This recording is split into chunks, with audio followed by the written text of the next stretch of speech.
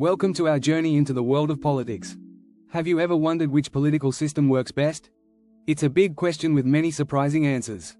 Today, we'll explore this fascinating topic together. Did you know that only 43% of the world's population lives in a democracy? Or that North Korea has just one leader who has been in power since 2011? These are just a few shocking facts that show how diverse and complex political systems can be. We'll dive into the political jungle and discover how different systems, like democracies and autocracies, shape countries. We'll meet the power players, from Joe Biden in the US to Xi Jinping in China, and see how they influence the world. You'll learn how different systems give a voice to citizens or silence them. We'll explore how politics impacts the economy and how countries innovate to face global challenges. Ever heard of technocracy? It's where scientists and experts run the government. And did you know that tiny Switzerland votes on many national issues directly? These unique systems show how diverse governance can be. In our final chapter, we'll predict future political trends and transformations. Will populism rise? How will AI change governance? The future is exciting and full of possibilities. So, buckle up and join us on this exciting journey. By the end, you'll have a clear understanding of what works best in 2024 and beyond. Stay tuned. Chapter 1: The Political Jungle, Exploring Diverse Governance Models. Welcome to the political jungle. Around the world, countries are run in many different ways. These systems shape how people live, work, and play. Let's dive in and explore some of the most unique political systems out there. First up, democracy. In a democracy, people have the power to vote and make decisions. Think of the United States and its famous presidential elections. But did you know that in Switzerland, citizens vote on policies directly? It's called a direct democracy, and it's like voting on every major decision. Next, we have autocracies. In these systems, one person holds all the power. North Korea is a prime example, with Kim Jong-un as the supreme leader. This can lead to swift decisions but often stifles freedom and dissent. Then there's oligarchy, where a small group of people holds power. Russia is often cited as an example, where a few wealthy individuals influence government policies. This can create a significant wealth gap. Monarchies are also intriguing. In a constitutional monarchy, like the United Kingdom, a king or queen acts as the head of state within parameters set by a constitution. They are more symbolic, with real power lying with elected officials. Contrast this with absolute monarchies like Saudi Arabia, where the king has extensive powers. One of the rarest forms is technocracy, where experts and scientists run the government. Singapore uses some technocratic principles, relying heavily on expert advice to guide policy. This can lead to very efficient governance but might lack popular input.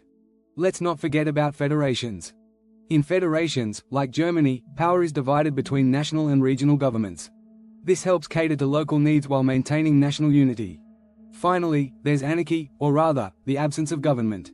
While no country fully embraces anarchy, some places experience it during periods of extreme instability. Did you know that over 50% of the world's population lives under some form of democracy? It's fascinating to see how these systems evolve and adapt to the needs of their people. Chapter 2: Power Players, the leaders shaping our world today. Now, let's talk about the power players. These leaders shape not just their countries, but the entire world. Understanding them is key to understanding global politics. Take Joe Biden, President of the United States. His policies on climate change and international relations have global implications. Did you know the US is responsible for about 15% of global greenhouse gas emissions? Biden's efforts to reduce this have far-reaching effects. Next, let's look at Xi Jinping of China. With over 1.4 billion people, China's policies impact a huge portion of the world. Xi's Belt and Road Initiative aims to create new trade routes and has already involved over 60 countries. Vladimir Putin of Russia is another major player. Known for his strongman tactics, Putin's influence extends beyond Russia's borders. His annexation of Crimea in 2014 shocked the world and showed the lengths he would go to for power. Angela Merkel, the former Chancellor of Germany, left a lasting legacy. During her tenure, Germany became a leader in renewable energy, with over 40% of its electricity now coming from renewables. Narendra Modi of India governs the world's largest democracy.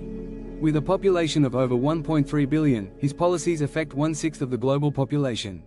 India's recent push towards digital infrastructure is transforming its economy. Don't forget Emmanuel Macron of France. His vision for a stronger European Union is crucial, especially post-Brexit. France is the EU's second-largest economy, making his leadership vital. Lastly, we have Jacinda Ardern of New Zealand.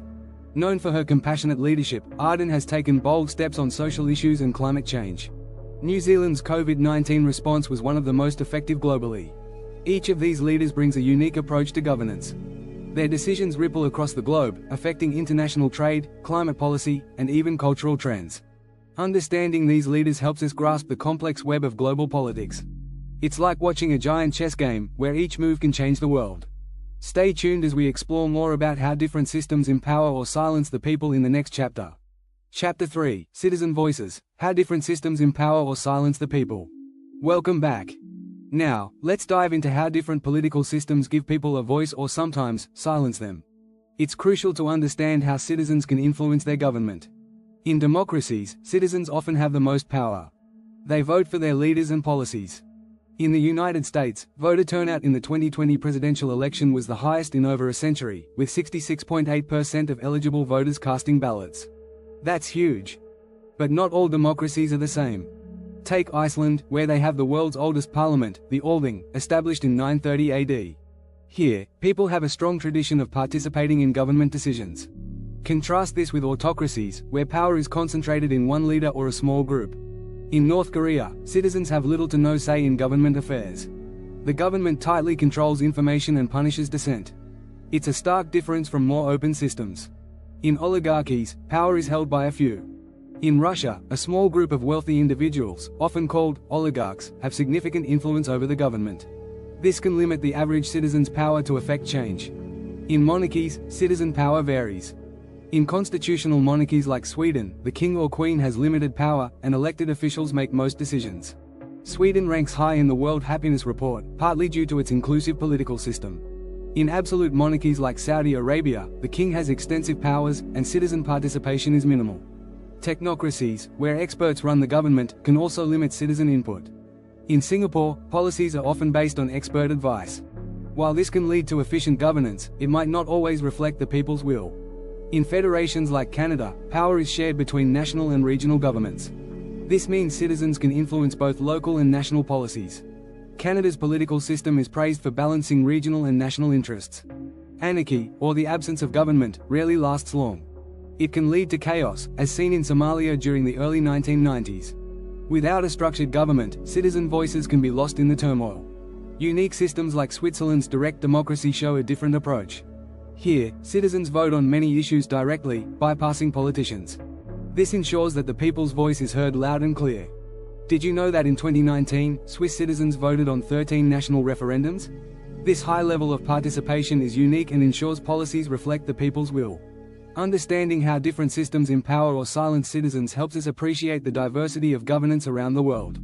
It's fascinating to see the many ways people can influence their governments, or sometimes, struggle to be heard. Chapter 4: Economic Engines, Linking Politics and Prosperity. Welcome to the next chapter.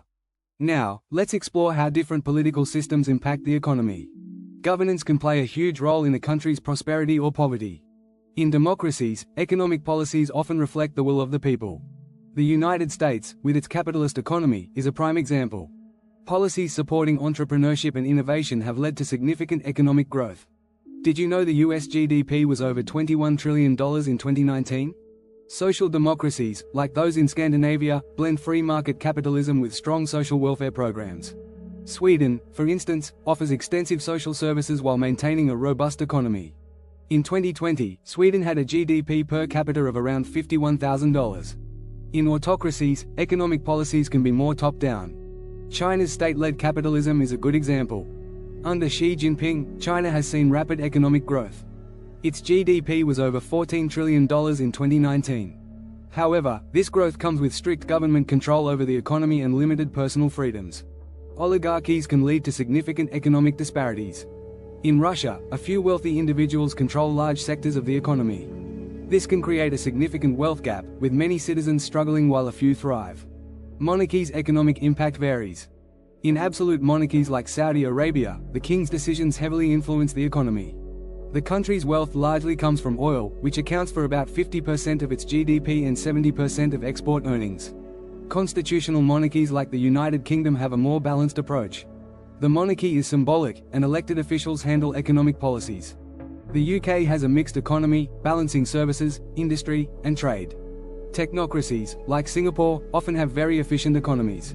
Singapore's focus on technology and innovation has made it a global financial hub. In 2020, its GDP per capita was around $59,000, one of the highest in the world.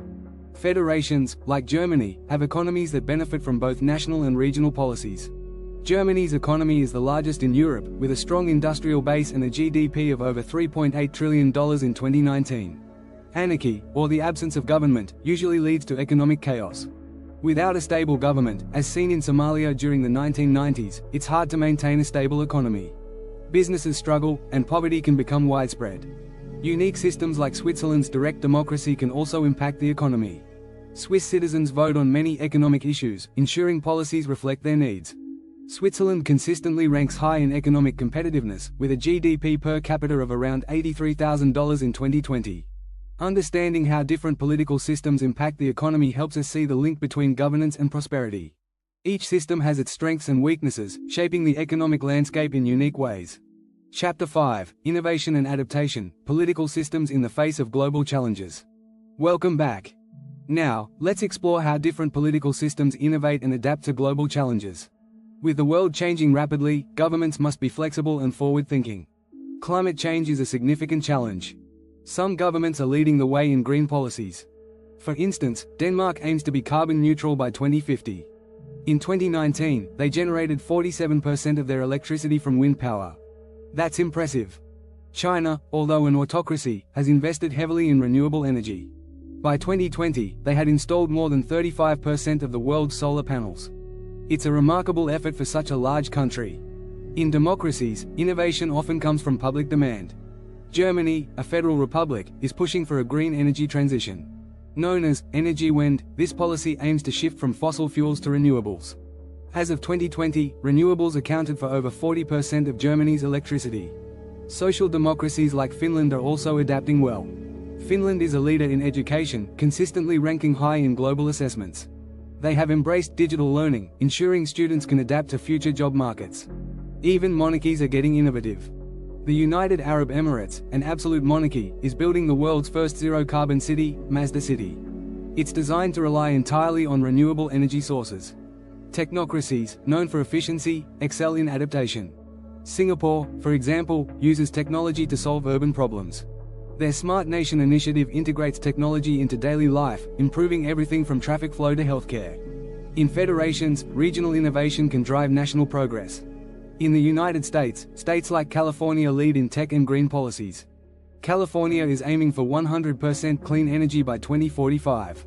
Oligarchies can be slower to adapt due to concentrated power. However, Russia is making strides in technology. Skolkovo Innovation Center, often called Russia's Silicon Valley, is a hub for tech startups. Anarchy leads to chaos, making adaptation nearly impossible. During Somalia's civil war, the lack of stable governance hindered any progress.